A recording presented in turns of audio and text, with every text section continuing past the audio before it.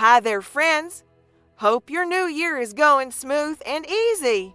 How many of you already fudged on that new gym membership? So, as I was saying, after I uploaded Maddox's Halo tape into Modus and synced everything up, I had to head over to Top of the World. It was quite the hike back up there, trying to avoid any conflicts and whatnot. I done took some back roads and trails to get up to that there ski resort. There was supposed to be some robot up in the broadcast center at the top. She was a cyborg or something from some long dead raider that done blew up the dam near the mistress's mansion. I took the elevator to the top, was surprised it still worked. When I came out, I heard this robot a-cussing at me to do some quest. Truth be told, this Roslyn chick sounded kinda hot, my kinda girl if y'all know what I mean. But there was nothing to it. I done set up the broadcast signal like Maddox done told me to. This robot Rose was a-trying to get me to do a bunch of raider shit, but I ain't trying to do none of that. Not after what they done did to Shannon and Livers. Fucking raiders, man. Always trying to get other people involved in their bullshit. Once I set up the broadcast, I just had to done wait a while. I didn't quite know what to expect. But I was a-thinking this Pip-Boy thingy was a-gonna be doing something. And right as rain, it done sent me a signal to follow. I done had to hike my ass all the way to Watauga Station. A few days later, I almost couldn't believe my ghouly eyes.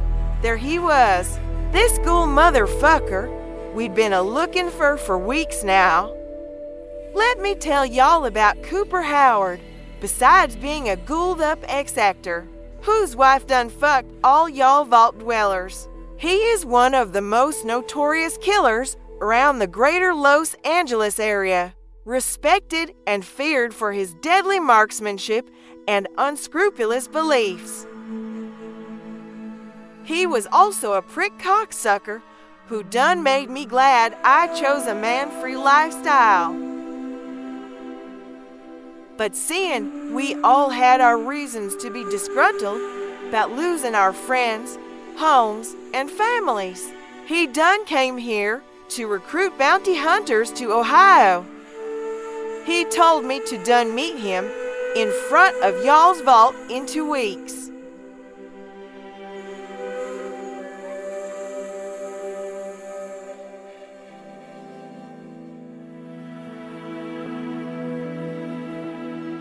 In Springs, see me at the Last Resort Saloon. Might be there's work for you.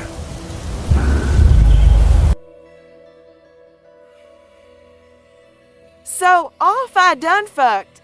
I headed through the town of Point Pleasant, looking to cross their bridge that done killed all them folks way back when. I was a real careful like running through that there town. There had been a bunch of religious fanatics that done took over there looking for some bug god or something.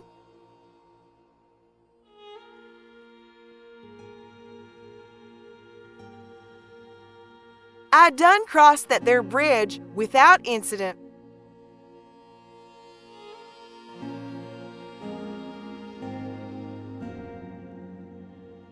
So I am curious, how many y'all done crossed over into Burning Springs?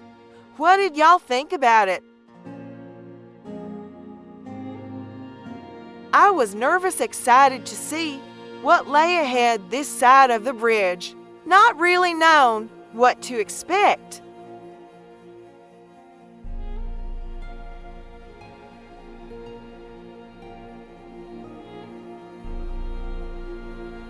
But something about this done reminded me about some of the missions Shannon Dunn sent us out on, discovering what was out there in the world.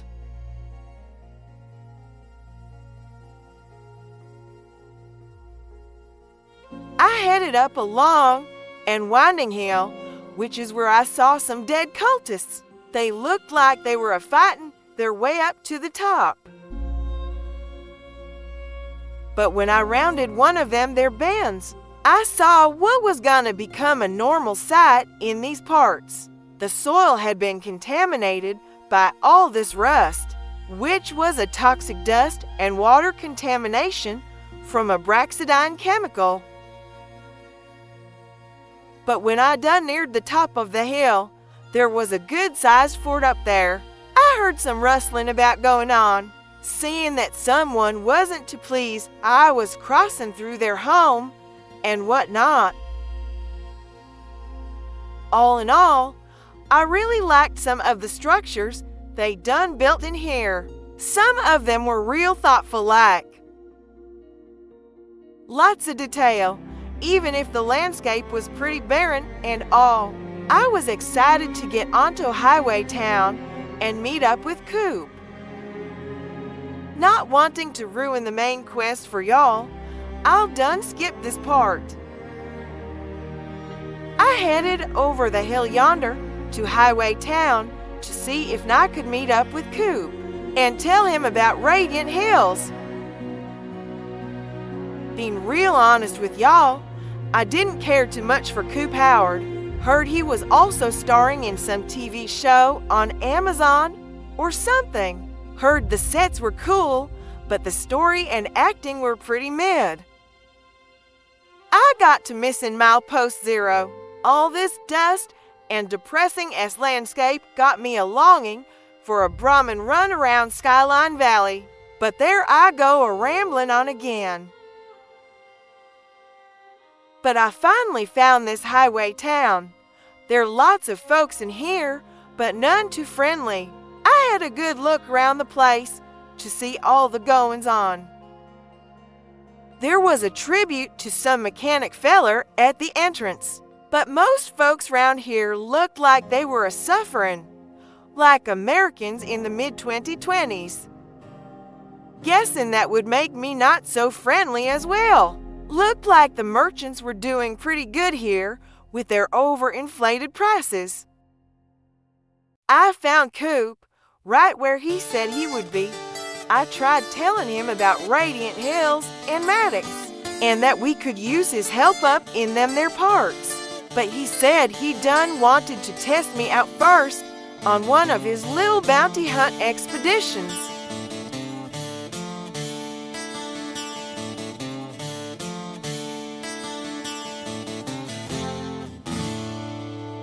It's all the same. Only the names will change every day. So I trekked off to where Coop done sent me. There were a bunch of Uvalk dwellers there ahead of me.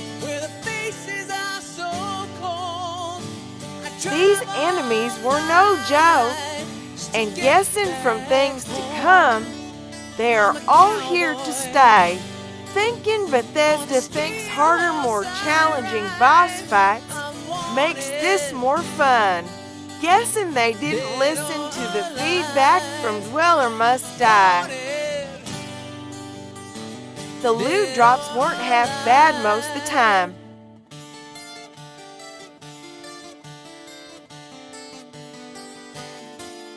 Meanwhile, our friend stayed safely hidden in the bar while we did his dirty work.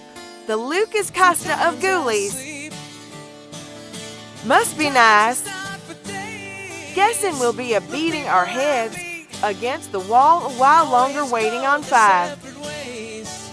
Fun's fun, but I wanted to get a look around before I went all the way back to tell Maddox what I was thinking about this Cooper feller.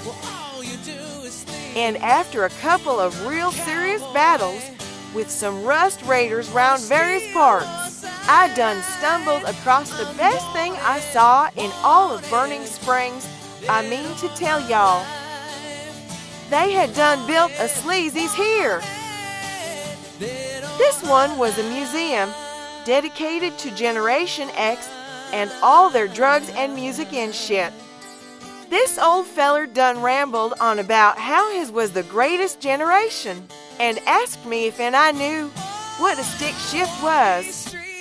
I told him I was into girls. He seemed pretty spun out. Fucking meth heads. Anyways, that's how I done ended up here in Burning Springs.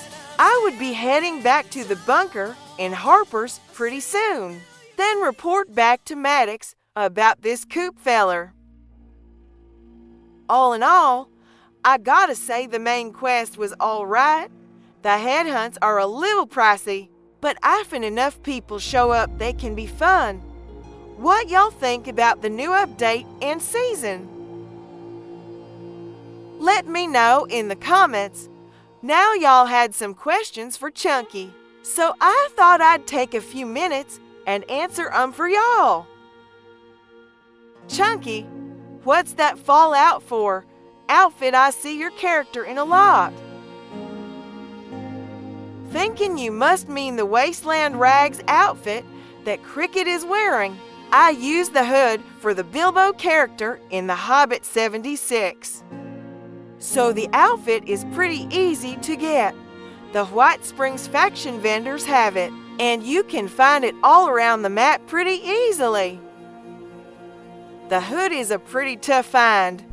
Very rarely a faction vendor will have it, but I know 3 spots that it drops pretty regular like, so let me show you. First is the Beckley Springs Church on the bench. There is a hat spawn. Unfortunately, I couldn't get it to pop up for the video. Next is the boat docks at the Dry Lake bed. Lots of good stuff here, but in the shed closest to the spawn point, it pops up on the shelf. The last place I know where to find the hood is the Charleston clothing store near AVR Medical. I actually got it this time. The nurse outfit spawns here too. I like a lot of the base game outfits, especially for the stories, so I try to grab them when I can. Chunky, how the fuck do you make them talk? Is that a mod or AI? Falloutfin. It's on me. Let me show y'all real quick like to give you a rough idea. I use CapCut to animate them. It is easier to animate a figure that doesn't move or moves very little than one moving around, like the behemoths in The Hobbit. So let's use this clip in photo mode of Tiana at the White Springs. I mute the main track if I am going to write dialogue. I have to zoom in on their mouth before making or grabbing a mouth from my stock I have. This gives me an idea of what I might want to use. Then I find and import or create a mouth for the scene. This process is really time-consuming, so I did a quick rough demo so you could see how sausage is made. After I grab a mouth I want to use, I have to edit it for the character and scene. I usually have the dialogue in my head I am going to type and turn into whatever shit nonsense. So I put the mouth in place first usually and edit it before I put the voice in. Then I will edit it later to match the voice. Next I have to crop and remove the background. If I use the auto remover, it erases everything usually, so I use the Chrome key and remove what I want out. Now I have to size and position the mouth, which means if the character is moving, I have to key point the location with every frame.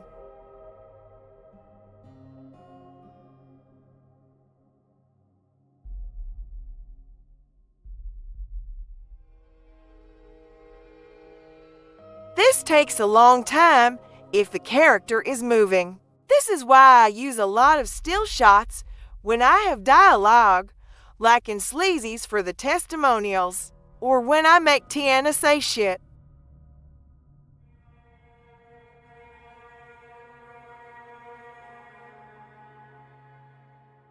Then I have to blend them as best as possible to match the lighting. If you go to light, you can't see it too much and it looks pretty bad. But when you hit the sweet spot, it appears like they are talking.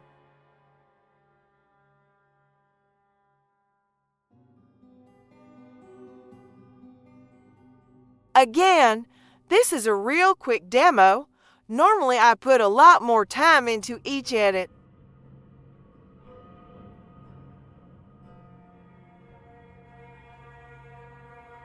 You can see the keyframes popping up. This holds the position to the background.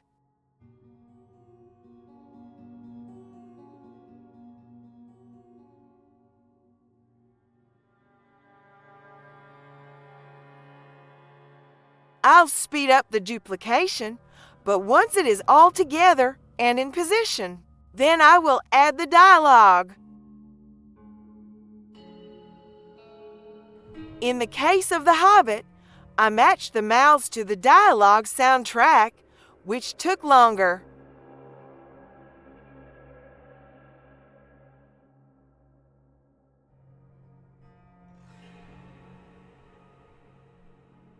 So you can see why a lot of these take forever to produce. Now let's make her talk.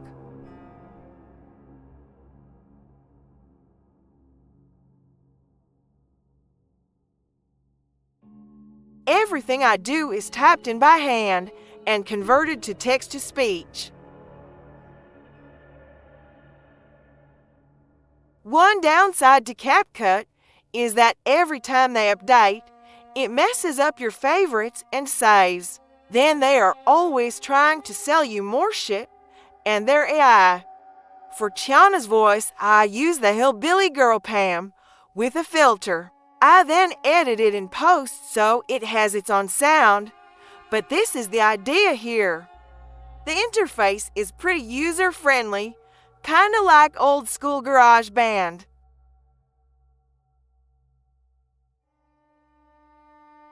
This is how I animate them.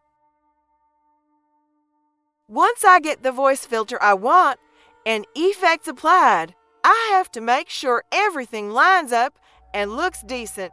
If not, I have to start over.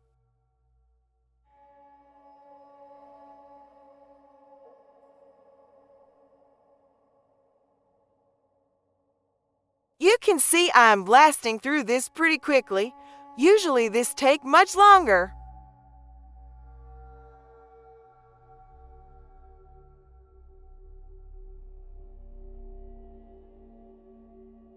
This is how I animate them. Now adjust the timing.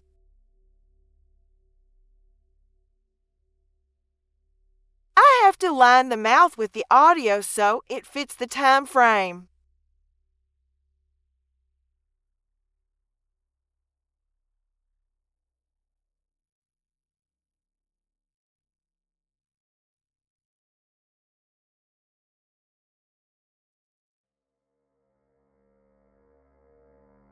And the final result.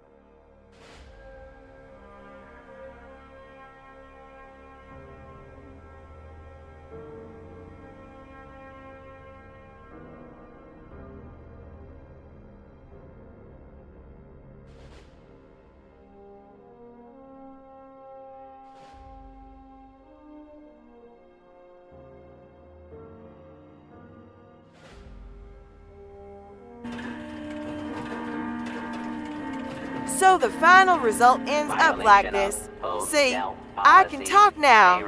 We kinda went over on time, but thank you for the questions. We'll try to get to more next time. I'll see y'all real soon. Maybe tell y'all about that fucktard Aries. See y'all. Don't ask me what you know is true.